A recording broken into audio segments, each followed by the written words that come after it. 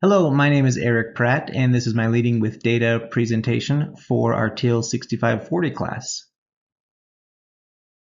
The problem I want to address is exhausted teachers. Teachers are feeling quite overwhelmed, especially in 2020, with the load that the teachers have to carry. I've noticed this even before 2020, though, and this has been an issue at my school that I'm working at the last couple of years. It was initially, a lot of teachers think, triggered by a change in administration. But over the last 2 years with our new administrator, I've kind of seen some things work and some things not work with teacher retention and increasing the morale of teachers at school. But teachers are getting burnt out for a variety of reasons. There are expectations from the district, for example, how our Canvas pages need to look right now, how online learning should look.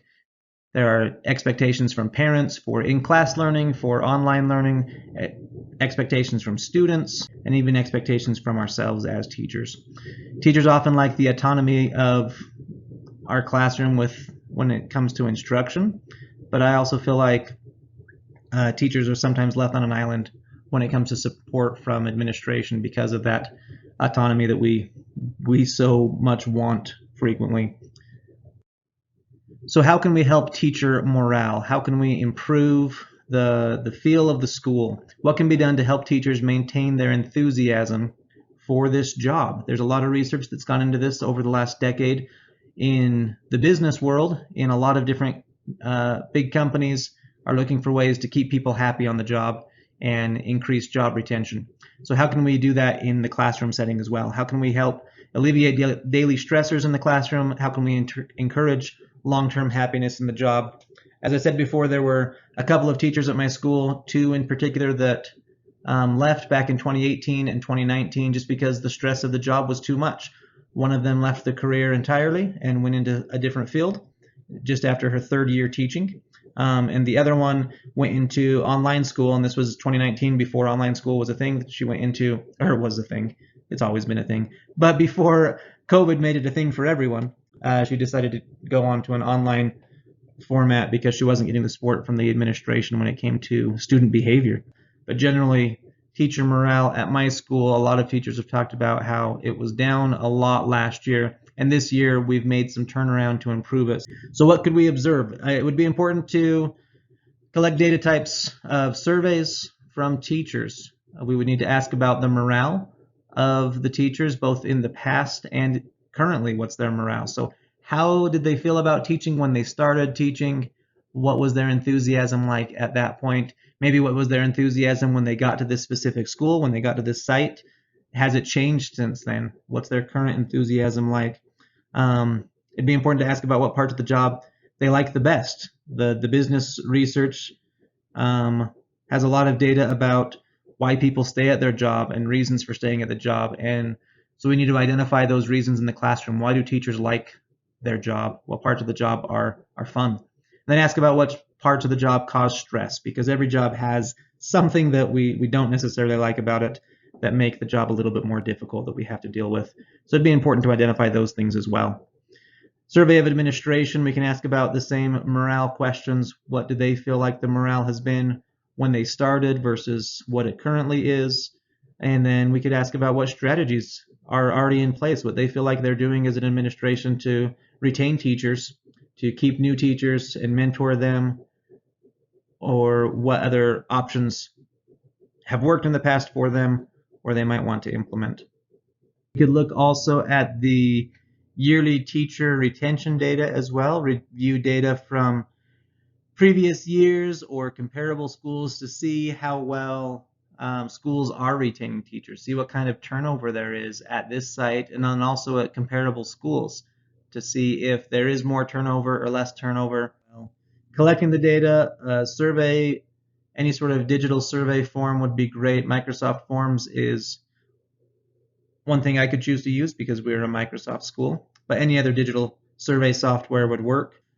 It would be important in collecting data to maintain anonymity and confidentiality to keep the integrity of the data, especially when we're asking about morale and people's feelings and how they enjoy their job.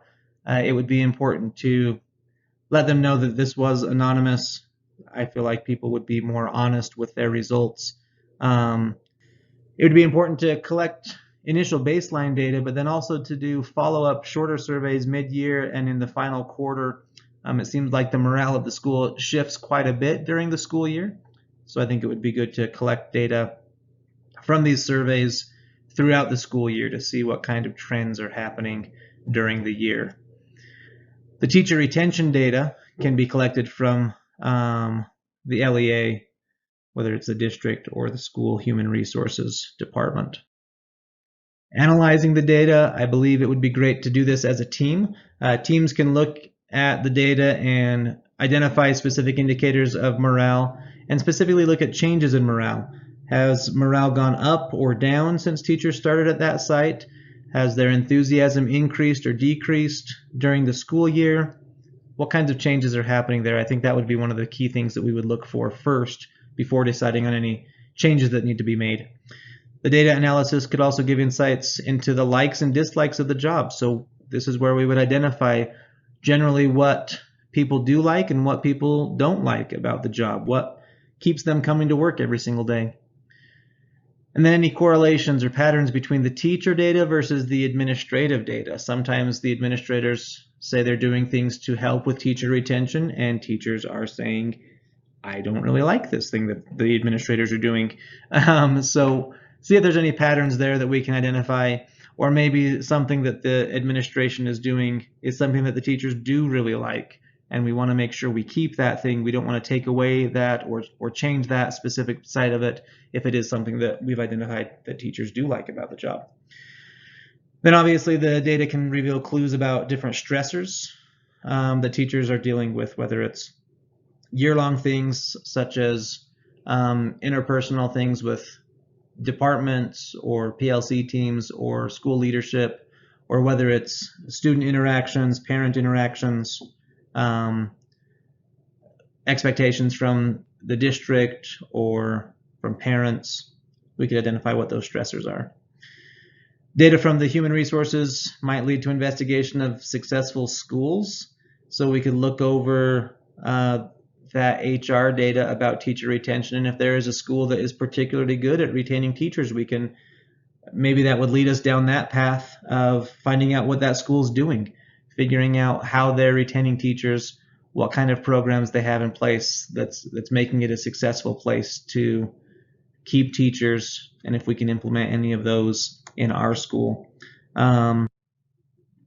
Using the data in practice, I started talking about a little bit of this already, but we want to include any of the positive interactions and minimize the negative ones.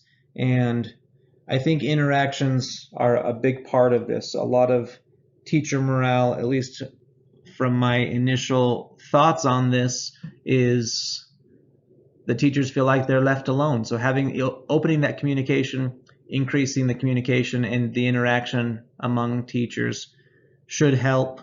Obviously, we would look at the data to see if that's actually the case. So based on the data, we would determine the shared likes among employees. So let's find those common things that teachers like about the job, and let's maximize those opportunities. Let's get as much of that going at the school as possible. Identify the things that aren't happening that teachers like.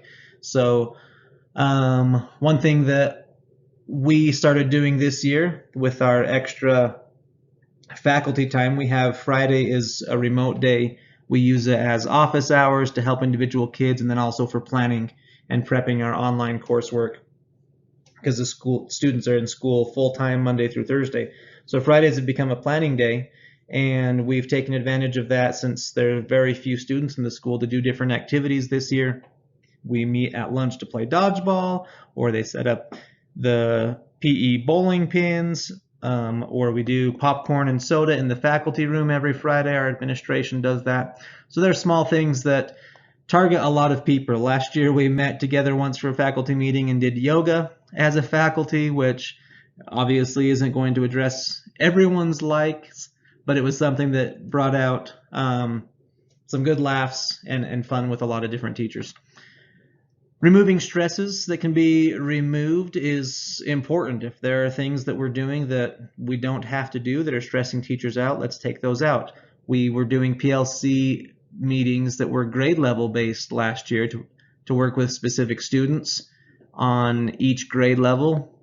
But it turned out that a lot of the teachers didn't like those meetings because it was a big waste of time. We would talk about 8 or 9 students, but each teacher would only have about 2 or 3 of those students. So 2/3 of that meeting didn't apply to any of the teachers, or each teacher individually had about 2/3 worth of the meeting that wasn't applicable to them. So we got rid of that meeting and said that was something we didn't need to do, and we are using different methods to deal with that. There are other stressors that can't be removed, obviously. We're going to have to grade things. We're going to have to plan and prep different lessons. We're going to have to do parent-teacher conferences. So what can we do to alleviate those stressors? What can we do to help us enjoy those things? Identify, again, things that are the biggest stressors and identify ways to reduce the impact of those, make them not last as long, help us get through those quicker. Finally, as I said before, increasing communication and transparency about the morale of the school. If we identify data that says in the spring morale goes down, let's stop that. Let's fix that. Let's find something to boost teacher morale in the springtime specifically. Let's put extra emphasis on that when morale gets low.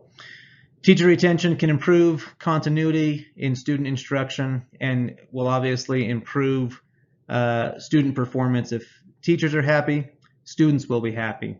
So hopefully we can identify ways to keep teachers happy, keep teachers in their classroom, and get students successful in school.